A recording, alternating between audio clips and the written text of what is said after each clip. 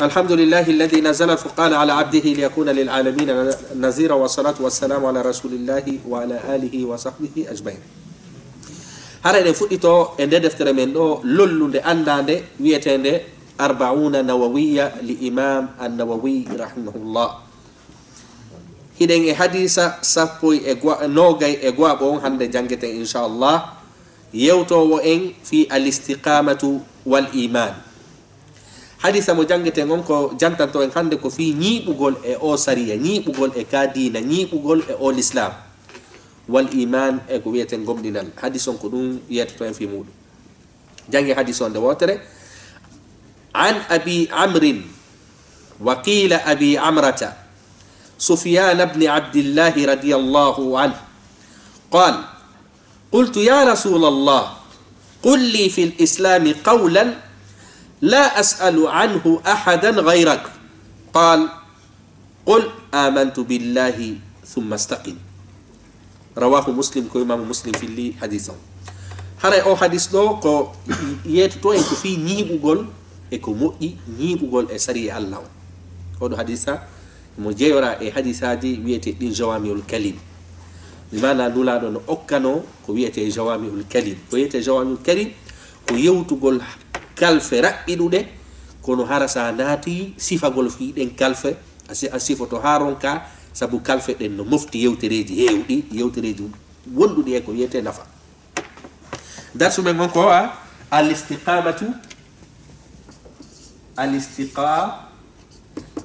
al-istiqamatu wal iman. haray ko ñiɓugol ka sariya, ñiɓa ka l'islam e inni wandema imanu si wowlama fi mum kañum tun haray islamu no natori nder ton. si l'islamu wowlama kañum tun haray imanu no natori e nder muɗum. siɗi wowlidama noon haray kan ɗi serti, haray kan jiɗi serti. hino way was a inni alfaqiru wal miskinu. si faqiru wowlama fi muɗum andu miskina no tawa nder ton. si miskina wowlama fi muɗum andu faqiru no natiri toon. siɗi jantodama andu ɗi serti wa hakada. al-istiqamatu wal iman. al-istiqama نعم هذا الاستقامة والإيمان. عن أبي عمرو هذا في أو صحابة جدو جنگته أبي أو أبو عمرو jammado Abu Amr. Abu Amr ko jammore e inni arabu ɓen kamɓe no heewi ka noddirta goɗɗo jammore makko nden, kono ko inete gonɗum jammore harma si tawi woni ina jammore heferɓe, bimana nodditoragol inde heferɓe, ɗum ɗo no harmi. jammore harma si tawi woni jooma jambaɗo on no hiɗi ko o jamma kon hara o aña inde nde, sina ɗum hara ɗum ɗon kadi no jeeya ko wiyete barmingol. ɓeɗo no jammano Abu Amr baben Amr. janguɓe go inni wo jammore ɓeɗo nden no inne kadi Abu Amrata, bimana ɗo hiɗen mari riwayaji ɗiɗi, hiɗen mari yewtereji ɗiɗi. woɓɓe go ceernoɓe go inni oɗo ko jammano ko Abu Amr, woɓɓe go inni la ko Abu Amrata. Abu Amrata haray ko serti wo oɗo no marita toɓɓe, oɗo kañum ala. yakam andi ɓeɗo hara ceernoɓe ɓen no poɗodiri ulama ittarajim ko wiyete kon janggay ɓe fi sifagol feƴƴum ɓen ɗon no poɗodiri ene ɓe sahabaɓe ɗo ko ɗum ɓe jammano ko Abu Amr ka ko Abu Amra. haray ɗe mari riwayaji ɗin ɗiɗi. imamu Nawawi noon windanɗo e ɗeɗo deftere ɓay o hewti o tabintinali oɗo tun wacci oɗo ma oɗo wacci oɗo, o windi ɗi ɗiɗi kala sabu ceernoɓe garay no jogui konnguli ɓe poɗodiri ko honɗum o sahabajo ɗo jammano. kono noon ɓe makete ko Sufyan bun Abdullah. haray ko inde maɓɓe nden ndi tigiri Sufyan ibn Abdullah. jaka ɓe andi ko Sufyan ibnu Abdullah woni inde maɓɓe nden. hiɓe andira noon e inde Abu Amr ma hiɓe andira inde Abu Amrata. nana sen faami. ibnu Abi Rabia, inde ɗo ibnu Abi Rabia, ibnu Abi Rabia al-Thaqafi, al-Thaqafi al-Ta'ifi aw al-Ta'ifi. haray ko inde maɓɓe nden tigiri ni. inde mabbe ne ko Sufyan baabe mabbe no inne Abdullah mama soro mabbe kanyum kadi no inne ibnu Abi Rabi'a honto non be jeya ko e saare wietende al-Thaqif enen en jangino fi beedo kas wiete ko kasira ko beedo innuno yo nulado sallallahu alaihi wasallam aru weraka mabbe kambe be wernay nulado seyni ton tumbe bugibe kadi ahlu Taif himbe Taif be ko be noyde Thaqif hibe jeya kanyum kadi e be golle nyol do gol gorol do hingol jeya e silmu ngol amul fathi nyande makka udditano gori immina no din yo yaw silmoya no jeya e be do be silmi ko dum innande be Thaqif bimana o sahabajo do kanko gorol makko ngol wiete Thaqif haray non saare makko den innen Taif ko dum innande mo do Taifi yani ko jeya do e saare den Taif wernunoɓe nulaɗo ɓe sallllahu alayhi wa sallama feriɓe kaaƴe kono haray noon ñande ɓe silmuno kañum kadi ɓe wonnuno himɓe moƴƴuɓe saabu l'islam on si a tuubi ko feƴƴino kon allah subahana taala yafantoma hande kadi koko hikkori yesso ko nanguitireteɗa jaka mi anndi haray o sahabajo ɗo koye saare honde o jeyano koye saare wiyetede nden Taif ko honto kadi woni gorol makko ngol ko wiyete ɓe Thaqif mi anaden fami haray ko inde makko ndeni ko jammore makko ndeni joni noon ene o sahabajo ɗo himo mari tariha jutuɗo si a hewti ka defte at-tarajumu rijal hiɗen mari defte no inne tarajumu rijal inde wondema tarajim ar-rijal haray ko sifantoɗe en fi worɓe ɓen mi mana siɗa faala andude ko hombo woni kaari yetotoɗe en fi biographie yimɓe ɓen ko ɓe janguɓe ngal gandal ɗo ɗum ngal ɗo kadi ko gandal feerewal no hirde ni fiqhu hino wodi nahwu no wodi sarf no wodi ngal kadi ko gandal feerewal innetengal ilmu rijal gandal ngal ko innete ko ilmu ar-rijal gandal fi sifagol yimɓe ɓen worɓe ɓen ilmu rijal sa hoti kade defte ɗo haray noon hiɗen mari defte buywindaɗe e o bange ɗo ɗe defte ɗo ko nunde wallete talibul ilmi ɗaɓɓo gandal fof no haani jogagol gooto ma ɗum defte yowdirɗe e ngal gandal ɗo sabu sa jogaki defte ma annano ɗe defte ɗo gollitirte sa nani inde goɗɗo a wawata do ene on ko sahabajo kako tabijo kako tabi ko ɗe defte ɗo hande kadi kala mo nanɗa inde mum hoota ɗaɓɓita ko hombo sa hoti e ɗe defte ɗo ɓe yettoma kaari ko ɗo o jeeya ko ɗo o heɓa ko ɗo ɗumanni mo jeeya e sahabaɓe ma himo jeeya e tabi'in ma himo jeeya e tabi'in jaka mi anndi kadi janngugol kadi o fannuɗo haray ko gandal molanangal sabu sa wawi ngal kadi a wawa sendidirde ko selli ko sella a anday kadi sahaba ɓen ko homɓe a anday kadi tabi'in wa tabi'in haray ko wiyetegal ngal ilmu ar-rijal kono sa hoti ka defte ɗon a tawi ɓe heewa sifagol fi o sahabajo ɗon sa hoti ka defte tarajmu rijal ɓe heewa sifade yon ɗum fi o sahabajo ɗon no wawi won hara sahabajo on andano ka moƴƴa ko ɗum kadi on sife ha sabu hiɗen andi sahabaɓe goo dalta ɗen fof no hebbini sifagol fi maɓɓe sabu haɗi on ɗum hari koɓe actif hari koko ɓe yeyta ko koɓe actif seke ko yimɓe ko wiyete softinoɓe so tawi woni fokkitama guere a tawayɓe ɗon ɗaɓɓere gandal a tawayɓe ɗon huntangol yimɓe ɓe haaju a tawayɓe ɗon ɓen ɗo defte ɗen fof sifi fi maɓɓe sabu andu ko yimɓe gayrenoɓe goɗɗum kala kaɓe hikkori woɓɓe no hin no woodi si fi maɓɓe sifama kono yajali ha sabu fi on no sabu ɓe inde maɓɓe lolla inde maɓɓe lolla en wawata eɓɓidirde wona o sahabajo ɗo eɓɓidirgomo e Abibacre e Oumar Ousmane ama inde nga wondema Ali wano inde Abdourahman ibnu Auf Abdoullah ibnu Rawah ɓen ɗon ko andanoɓe doole maɓɓe ɗen jawle maɓɓe ɗen wonkiji maɓɓe ɗin fof ɓe darani fi wallugol ka dina oɗo sahabajo seede hina sahabajo inde andanoɗo ha feƴƴiɗi ko hadisaji 5 pet mo filli hadisaji 5 e nder ko wiyete hadisaji ɗin fof hadisaji 5 imamu Muslim ko hadisa goto pet imamu Muslim ka nder sahihu Muslim hadisa goto woni ka nder sahihu Muslim mo tawtara ko sahabajo filli ko hadis mo wonɗe jangude ɗo o hadis mo wonɗe jangude ɗo tun woni ka imamu Muslim kono honɗum kono jaka en andi sahabajo on e hoore ko tawata kon hara defte ɗe sifaki fi makko ha lollini kono hadisaji makko ɗi hewti en hadisaji yerko o naniri nulaɗo kon o gerali ɗum ɗo majjiramo o gerali ɗum ɗo majjiramo kankadi o etino yerko o heɓi kon o totti ha hewti en hande ɗum ɗon fof ko ɗum holli mo kala duwa kay no ɓaymi mi ala doole ɓaymi mutaki bay haray mi ala jawdi bay mi ala gandal heew ngal mi fankay la yer ku wawda kun ko ya pusuru yer dum non ko dum do sahabajo on do holle o filanaki hadisa dolle kon hadisaji jowi di o nani renu laado di o geru gerete de fo no o hunjorodi no o marina di ha o totti hande ko di hadisaji gotu e di hadisaji wonde jangude do fimu haray non o sahabajo do tawano ko wiete gere o tawama gere de Hunain hedi e dande gere de Hunain ko e kaka ngurdan nula do sakitoro inde wandema ko gere sakitoro den non kal islam Hunain haray ko don inde wandema de nyande be tawan ko honde tuma non be silbi be do ko silmi ko hitande nyande makka udditete no hitande ne makka udditande ko e den hitande do be sahababe do silmi sabu en innu no hiden ene jangiru kasira ko wiete amul wufud al wufud hitande dente den seke bay woni dina kan nati makka jaman fu nati kadina leɗɗi woɗɗitino ɗin fu hoɗuɗi sera makka ɗin taif e ko najd e ko nande mum fu ɓen ɗon fu immi no nden ñande dental délégation e inde musidagal maɓɓe ngal imminen ɗo tato ɓe yaa e inde musidal men ngal ɓe innanulaɗo wondema haray e inde musidal ngal fo yahe yottino inde musidal ngal fo men jaɓi l'islam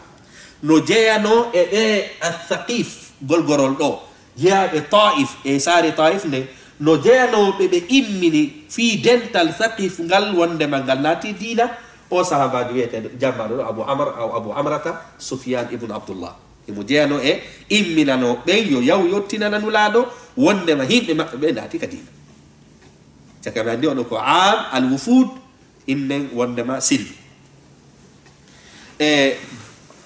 joni noon ɓay wonimo silmi sabu enen en jantaki ɗon ɗum tariqa jibinede maɓɓe ko honno yuma maɓɓe makete ko honto ɓe janɗi konto ɓe ɗumande sabu defte buy yeru min defte ɗe mi hiltiti ɗen e muɗum golayɗe fi tarajumu arrijal ko seeɗani ɓe sifi fi oɗo sahabajo seeɗani no wawi noon wonno hara komi woni hawrodirale e defte ɗen kono haray defte ɓurɗe lollude ko wiyete kon tarajumu rijal haray buy mi hiltike e muɗum kono haray ko seeɗa ɓe sifi fi o sahabajo ɗo haray kañum kadi ɗuma sahabajo on ɗo hino jeeya kañum kadi e zamanu seydina Umar ibnul Khattab seydina Umar ibnul Khattab ko kanko halfinno fi moɓoygol zakatuji ɗin ka saare makko seydina Umar ɓay laamike ko wiyete julɓe ɓen tawi leñol makko ngol gorol makko ngol taif wiyete ɓe athaqif ɓe naati ka dina nolaɗo halfinimo fi moɓugol zakat ji ɗin e nden ɗon saare seydina Umar ibnul Khattab ɗo kadi kon nu fameten ɗo ko e faamu wondema seydina Umar hari ɓe wawi ko wiyete politique sabu fiyondu sabu ɓay woni o sahabajo ɗo ɓe ɗumannike seydina Umar ndaari tawi yo ɗettu aade jeeyaɗo ɗon halfina on ɗon fi moɓugol zakat ji aray ko ɗon weli fi e di addoygol jana ɗo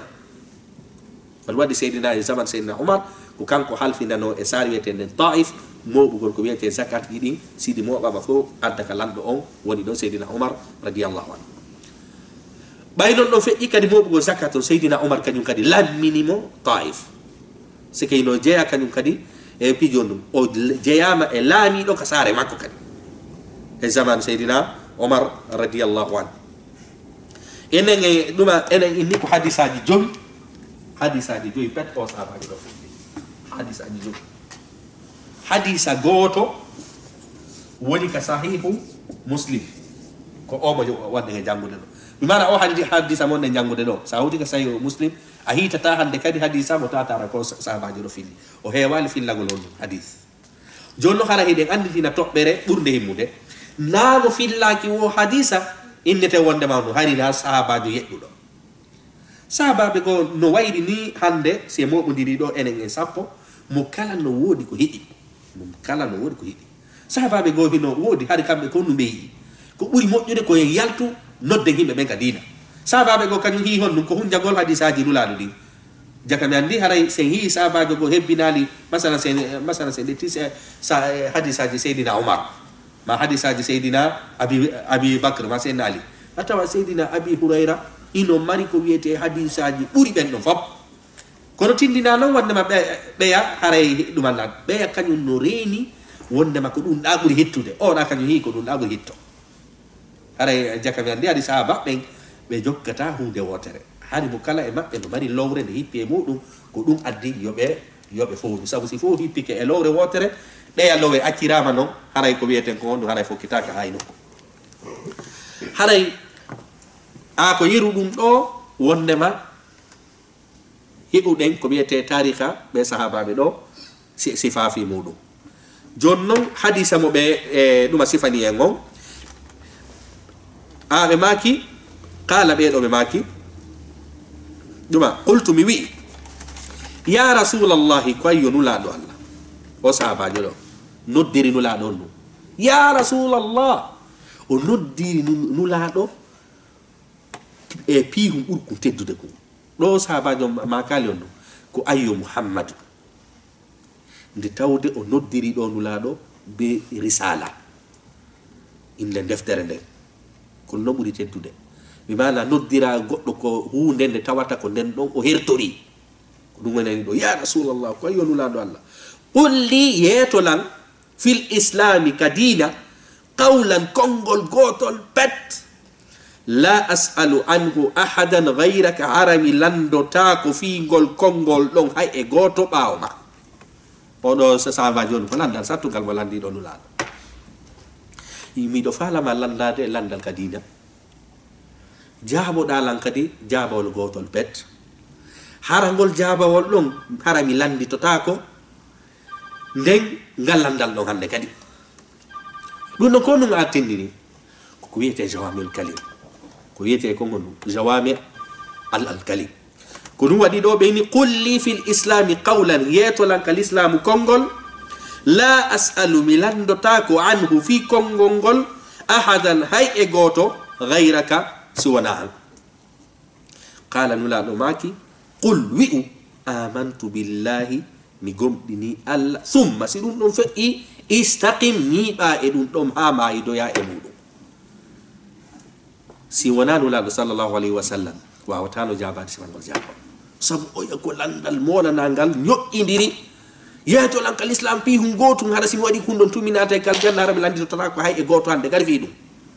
nulaɗo hawtiti ko wiyete l'islam dina kam foof e nder jumla goto e nder ko wiyete konngol gotol illu mi gomɗini mayida e muɗum ñiiɓa e muɗum joni noon so yehi firtugol ko ɗum wiyete istiqama e da e ko hunde mawnude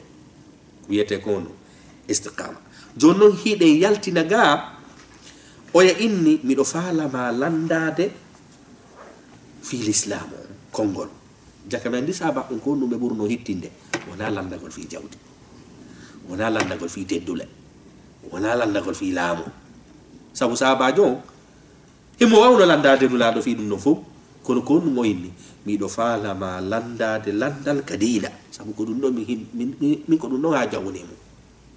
ɗo ko holli wonde to sahaba ɓe hande no himmiri andugol diina maɓɓe kan sabu yiɓe andi ko diina maɓɓe kan woni saabi fi hewtoygol kal janna ko ɗum woni lawol fi hewtogol kal janna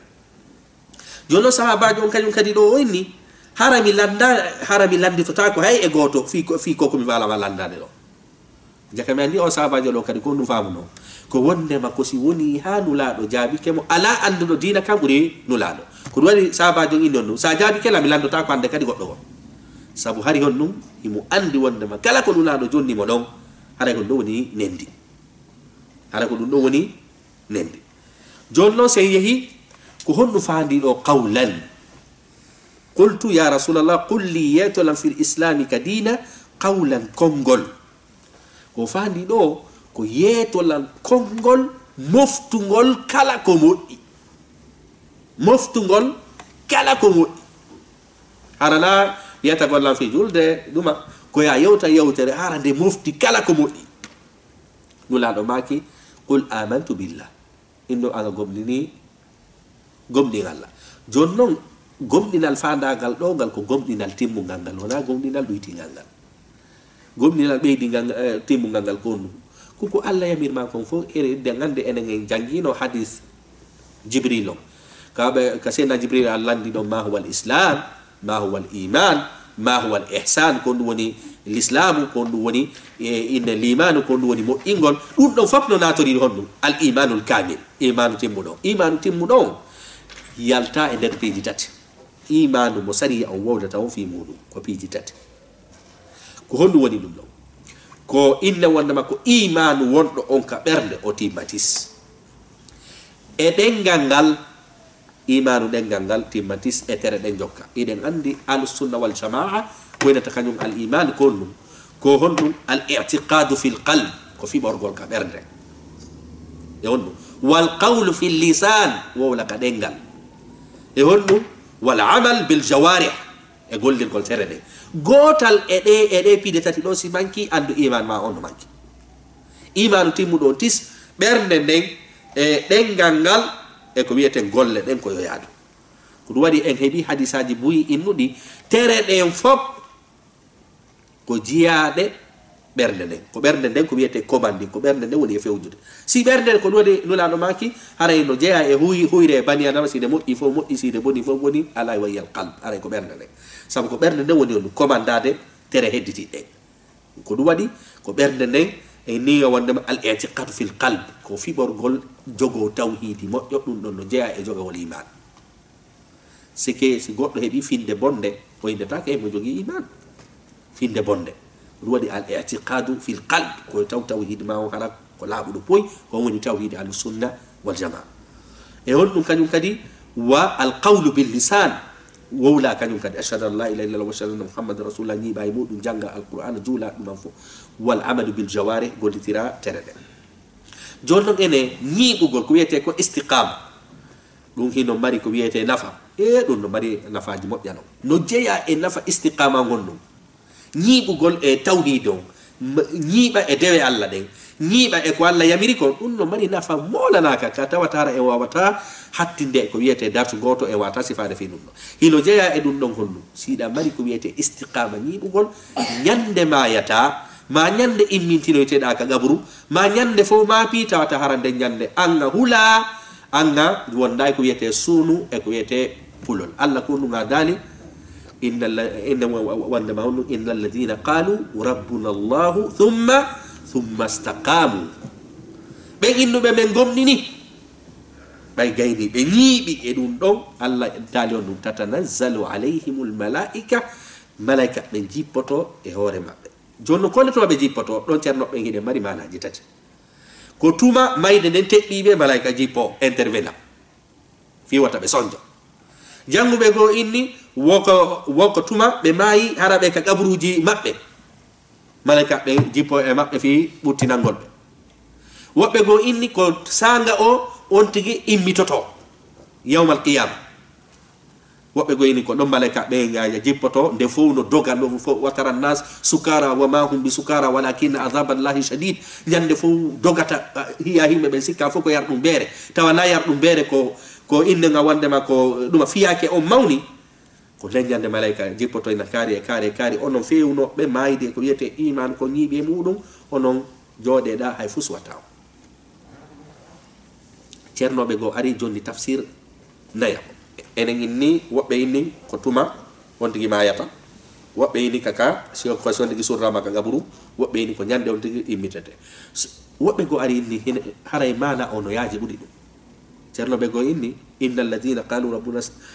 rabbuna allah summa istaqamu tatanazzalu alayhim malaika ko malaika jippoto sanga o mayata malaika jippo sanga kañum kadi o wallina ka gabru malaika jippo kadi ñande o immitinte ɗum ɗon fof malaika jokka en fiwata o sonjo ñande o mayata wota o sonjo ñande o wallintake ka ɗuma gabru makko wota o sonjo kadi ñande immitoyte ibnu kathir ɓay hewti firtugol o aya inni min mi suɓike ngol ɗon konngol saabu ngol ɗon konngol no mofti fof ibnu kathir kañum ko on rayi ɗo yeeyi fi on ɗo saabu ngol ɗon no mofti fou jaka mi andi o ñiiɓugol e diina ko nema o maydugol e tawhid ko nema ɓurɗuwa moƴƴude on e nder annallam fou ko ya maydu e tawhid tawata a ñande mayata malaika no takko ma ñande wallinaɗa ka gabru fotteɗa ka gabru ɗon malaika no takko ma ñande immitoya kañum kadi fof no ma piyara malaika no takko ma sabu fi hon ɗum sabu a innu a gomɗini ñiiɓuɗa yoore muɗum ko ɗum allah dal inna alladina qalu rabbuna allahu thumma istaqamu tatanazzalu alayhim lmalaika malaika ɓe jippo malaika ɓen kadi jippota ko tum fanka بياري هن بياتو ما كفي هن كدي أدب ثم استقاموا تتنزل عليهم الملائكة قائلين هذا هي بيات هذا ما هي بيع حالة كونهم قائلين هن بينتا تتنزل على ألا تخافوا ولا تحزنوا وأبشروا بالجنة التي كنتم توعدون دي بيجي تاتي دارتا في سيكيوريزي كول بوتو ما بيرني ألا تخافوا وتهولوا ولا تحزنوا وتعنصنوا وأبشروا بالجنة weltore sabu honno mais alla yeti kemen onon ka kal janna fokuto non no fof honno nula do hawtiti non fo yewti do e yewtere wotere qul amantu billahi thumma istaqim de kay nande on istiqama no mari fadl no mari ko yete bural hino jeya kanyum kadi kal qur'ana se yurliti ke kal qur'ana alla no yamiri hay nula do burdo teddude on fop alla inni wonde ma nyibu e kadida nyibu Allah subhanahu wa ta'ala duma dali fastaqim kama umirta nibu wanono yamira da non wanono Allah yamir mano bimana nibu e wota wiide jonno si nula do sallallahu alaihi wasallam mo tawata hara inne wondema Allah no buri be hidude fop be motono be nafa jemma burdo dudude on fab ka sulusu inna wondama be motono jemma be nafa ha sonna mabbe inna ene annulado alla inni wondama yafike ma min zanbika ma inna wanda inna fatahna laka fathan mubina liyaghfira laka Allah ma taqaddama min zanbika wa ma ta'akhkhar alla inni yafike ma kala ko waduda ko nu yangi tortodani nulado ko nu jabino sonnamu maki afala akunu abdan shakura ene afala ko mon jiya do yetto Allah subhanahu wa ta'ala sabu nula do kanyum ko subino ko wonugol ubudi abdan lillah ko wadi alquran on bay ari manto nula do nokkili kan nula do matta do fu kaka alquran on inni benen ko be jiya be Allah subhanalladhi asra bi abdihi qala inni abdullah maqamul ubudiyya nokkuri kanete do ubudiyya goddo si woni ha o hebi teddungal ha tay anga woni jiya do Allah aray ko do bo teddungal hatti wonugol jiya do Allah subhanahu wa ta'ala te kam andi haray no jeya kadi kal qur'ana ka Allah inni yonula do nyibu sayyidina hasan al-basri en no kadi no jeya no e du'a wuji dibe wadayno be maka allahumma anta rabbana allahumma anta rabbuna Allah ko anjey men farzuqna listiqama Allah arsuku men nyibol sabu fi onnum hide mari hadisaji buy kanula do maki onnum ko dum woni ko yete nafoore ko husnul khatima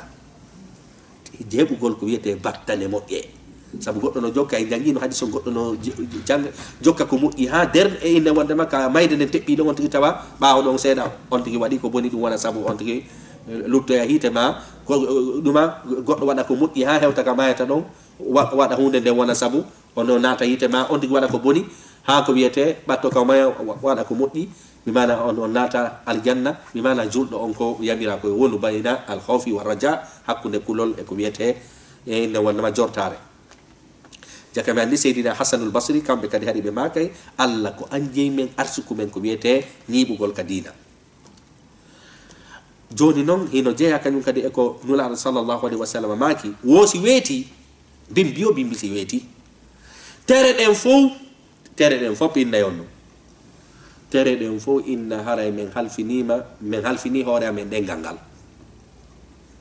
tere den fo on kono jokata ko bernde den e dengal bi mana ko bernde den woni e commandade dengal hikka don ko du wadi hadison inni nula do maki wo wonde ma si dengal nyibi e peewal tere den fo jokkay si dengal oñi ke non e peewal peeji di ngadi fo oñoto e jakame andi bani adama on ko bernde den hikka don dengal hikka don tere hedditi inna duma wondema o sahabajo do hino o landino nulado sallallahu alaihi wasallama o inni nulado sallallahu alaihi wasallam o sahabajo fillani de o hadis do hino je hadis aji di filli di o inni mi landi nulado sallallahu alaihi wasallam ene nulado ko hondum hulanda men ko landal mola nanga ko hondum hulanda men nulado jogiti dengal mabbe ngal indi ko gal dengal mo nani o wadi hadisa gono wodi kanula sallallahu alaihi wasallam be maki goddo no wowla yewtere wurin hara haqqille makko ala inde yewtere de yewtere wona sabuka o bugete ka der hite ka yarete duubi japande nula do makani sabajo won ko ngal dengal mi hulani yow nula sallallahu alaihi wasallam kadi maki imanu neddo timmata foti bernde makko nden innen heɓali ko wiyete iman ɓernde goɗɗo non ñiiɓata e ko wiyete e l'islam si ɗengal ngal kañum kadi ñiiɓali e kadina jaka mi andi on ɗum ɗengal ngal kañum kadi no mari ko wiyete rôle molanaɗo e ko wiyete bani adam joni noon hino jeeya kañum kadi o ñiiɓugol yaññanede arsike no jeeya kañum kadi si goɗɗo ñiiɓowo ka diina harmina ko l'islam harmini ko dagina ko l'islam dagini waɗa yeru ko wawi wadde kon pottito harmina ɗin ɗum ɗon kañum kadi no newinana goɗɗo haajuji makko no jeeya e ko newinta haajuji goɗɗo e ko newinta ko wiyete piiji on tigi ɗi affaire on tigi business o on tigi o piiji ɗi o jokki ɗi dagiɗi ɗi no jeeya ɗum ɗon kono ɓattorɗa diina kam wo piiji ma ɗin newori ko ɗum waɗi allah subahana taala daali wa an law istaqamu ala tariqa la asqaynahum ma an gadaqa si tawi woni ɓe ñiiɓuno e hoore laawol ngol allah ini mi yarnayno ɓe ndiya welɗam ko angal sabu angal ñiiɓugol ka diina ko ɗum addi yoɓe heɓu nambaraji yaka mi andi ñiiɓugol ngol kañum kadi no walla innen jogagol neɗɗo on bani adama o gurdan labana ɗo noon sen inni ñiiɓugol ngol hina fi haray ene a wata hiide julɗo tampuɗo ina wawi hiide julɗo tampuɗo kono haray ɓernde makko nde on ɗum ɓernde makko nde haray no haray ko mo mari ko wiyete case mo mari ko wiyete richesse ka ɓernde makko ina wawi hiide hara wala suudu wala buuɗi kono ɓernde makko nde on ɗum haray no ɓutti haray no ɓutti ala bi zicrillahi tatmainu lqulub haray ruhu makko on no fowti oɗa ko ɓandu ndu woni e ñamminde mo ñiiɓa ka diina on ko ɓandu ndu woni e ñammino kono wonki ki no soññi oɗa noon kañum siti hay so tawi woni wala goɗɗum haray ɓandu ndu no soññi ko noon ruhu on no fowti ruhu o makko hara no fowti ko ɗum waɗi ɓawaɗo hari mawɓe men ɓen aya goɗɗo no jomba rewɓe nayo hara ɓe ala valeur de 20 euros par mois mbaɗum 30 euros kono hara no deƴƴi lew ɓiɓɓe heɓa e muɗum ɓiɓɓe barke nder muɗum bimɓe ɓen ne a hande no mo yiɗa o no mari no gasa salaire towɗo no mari salaire towɗo kono cuuɗɗi no bonde teddungal no lancade ɓiɓɓe ɓen no murtude ɗum koko fewn ɗum addi ko angal yiɓugol ngol jaka mi andi haray hon ɗum peesirgol yarugol yeeso e angal yarugol yeeso ma ɓutte ɗum a peesirtake jawdi peesirte ko koko woni ka ɓernde ɗo limani wonɗon ka ɓernde haray kañum kadi noon no gasa goɗɗo allandi to enen ko honɗum noon mi gerata fi yo mi heɓu ko wiyete ñiɓugol ka diina sariya on ari kadi yeetima inni haray min mi jonnatama piiji min ɗiɗo ko yeɗɗuɗi mi ronka tindinde kadi ko laawi on ɗi jokkata fi mi ronka tindino ko laawol ngol jokkata fi heɓugol on ndembalore ɗo sariya on inni no jeeya e ko waɗata fi ñiɓugol ka diina ɗo koko wiyete toragol allahu subhanahu wa taala ko ɗum noon atti ud'uni astajib lakum nodde lami noddo wa ida sa'alaka ibadi anni fa inni qad ujibu da'wata da ko wali nulaɗo sallallahu alaihi wasallam hino jeeyano e yimɓe on ɗum atti ɓe gollitirde ɗum noon nulaɗo ma kayno ka du'awuji maɓɓe ya muqallibal qulub ko ayo waylitowo ɓerɗe thabbit qalbi ala ta'atik tabinti ɓerɗe anden e ɗoftagol ma nulaɗo seenali o du'awɗo ko ayo waylitowo ɓerde sabu fiyon ɗum sabu ɓerde ɗe no waylito hande hinɗa wawi iide ɗo ange goɗɗo ɗo welti janggo fotto sikka hina no hewrude hara ɓerde ne waylitinoke ko ɗum waɗi nulaɗo maki ko ayyo mo tawata ɓerɗe ɗen koye jungo ma woni a waylitiray no faalaɗa allah wallan no ɓerde ande ñiɓira rewgol ma an ko ɗo nulaɗo sallallahu alaihi wa sallam toroto joni noon nulaɗo ɓe toriɓe ɗum ɗo haɗi boneji ɗin fof ɓe atta koɓe renaɓe koɓe masum fama baluna nah enen fewdiɓe ɓen ɗo hande ko ɗum hannude enen en hanano seedutude oɗo duwaw few ya muqallibal qulub thabbit qalbi ala taati no jeeya kañum kadi eko wallete arsikugol ma ñiiɓugol e koko jannguɗen ɗo ɓuttine ɓernde qira'atul qur'an janngugol alqur'an wa tadabbur e jooɗagol taxo alqur'an o afala yatadabbaruna alqur'an on ko laabi jelu inna won kitabun anzalnahu ilayka mubarakun liyadabbaru fiyon jooɗo taxono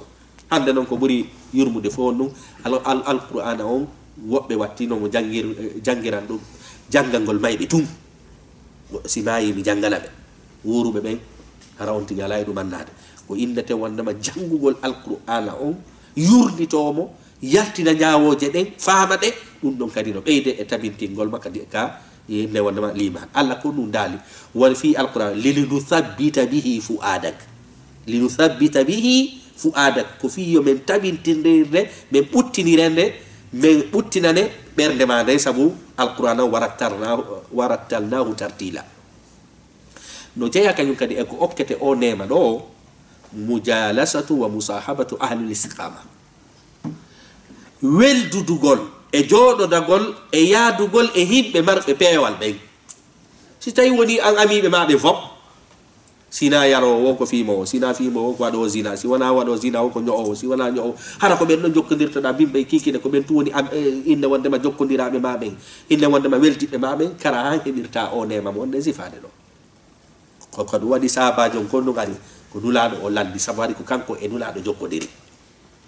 kanko e nulaɗo o yahali o landi Abu Lahabi o yahali o landi Abu Jahli o yahali o landi Mughira o yahali o landi yimɓe marnoɓe jawɗi kono hara ala ko wiyete iman ko hommo o landi ko nulaɗo sallllahu alayhi wa sallam yeetolan konngol ngol tawata mi gollitiraygo ka l'islam hara mi landitota ko ande kadi mi heɓoya kadi moƴƴereji ɗin fof nulaɗo maki on ɗum innu a gomɗini naata ka l'islam gollitira ñiiɓa e ɗum ɗo mayde nde tawde e ɗum ɗo jaka mi andi wondugol e yimɓe moƴƴuɓɓen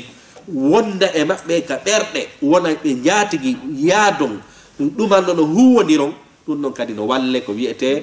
ɗuma karbirgol ɓerɗe ɗen no yirten ni ɓanndu ndun ñaamay kono kadi ɓernde nden kadi on ɗum e wonkiki ñaamirta haray no ñaamete wonkiki kañum no serti e ñaamete ko wiyeten ɓalli ɗi ɗumɗa ko wiyete on ko taqwa ko kulol Allah ko ɗum Allah daali qad aflaha man zakkaha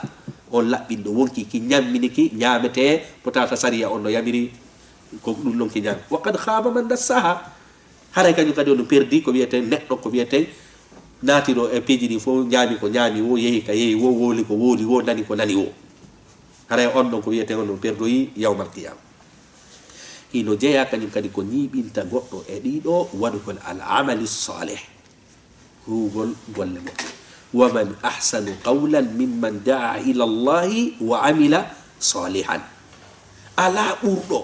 wa man ahsanu qawlan ala ɓurɗo moƴƴude konngol wowlangol kanna ɗo ɓuri innuɗo on ɗum man ahsanu qawlan mimman daa ila allah nodduɗo fi Allah wa amila salihan o golli golle moƴƴe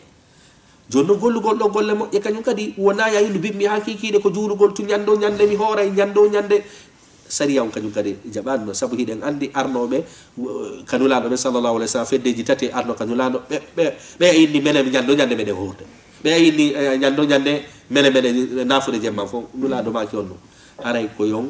ñaamu hande hooron janggo onon kañum kadi wonɓe e immade men koyon ɗaano wonde koyon ɗaano naafon caka mi andi ko ɗum waɗi nulaɗo maki sallllahu alayhi wa sallam golle ɗen fof ko ɓuri golle ɗen fof ko ɓuri moƴƴude ko golle duumade ɗen e mum golleji moƴƴi ɗin fof ko ɓuri moƴƴude ko ɗum ko duumaɗi ɗin e muɗum sabu si tawi woni hande mimoto mi naafa jemman fof wona lewru ara mi naafaali nafata ko ɗum waɗi nulaɗo maki hayrul umuri adwamuha wa in qalla haray ko ɓuri moƴƴude e fiyakuji ɗin fof e dewe ɗen fof ko dewal ñiiɓangal e muɗum haysingal fanɗi ko ɗum waɗi nulaɗo sallllahu alayhi wa sallam hino jeeya ko nene Aicha filli wondema kamɓe hari kala koɓe waɗata ɓe duumoto e muɗum hande noon o duumangol e ko wiyete piiji haray no mettani e moƴƴano haray ko ɗo wonɗen e hattude sabu haray hadisa on no yaaji moƴƴay mo jeeya e jawabil kalim haray o sahabajo ɗo holli en kañum kadi toɓɓere goo kañum andintina sahabajo on ɗo holli en ko hombo landete ko anduɗo sabu nula sahabajo on ɗo no wawno landade goɗɗo go ko accu fof o yehi on lande ɗum nulaɗo sallllahu alayhi wa sallam ko holli en kañum kadi ɗo haray lando inde wondema faalaɗo landade koya landoye anduɗo haray kañum kadi noon anduɗo on kañum kadi ko hani koyo jonne jaabawol laaɓugol boyi hentigol few sabu en yiɗo nulaɗo sallllahu alayhi wa sallam jonnimo ɗo ñawore yajude wondema ko wiyete al istiqama haray ko ɗo wonɗen e hattude oɗo dars hara nde hatta ɗo hande wassalamu aleykum wa rahmatullahi wa barakatuh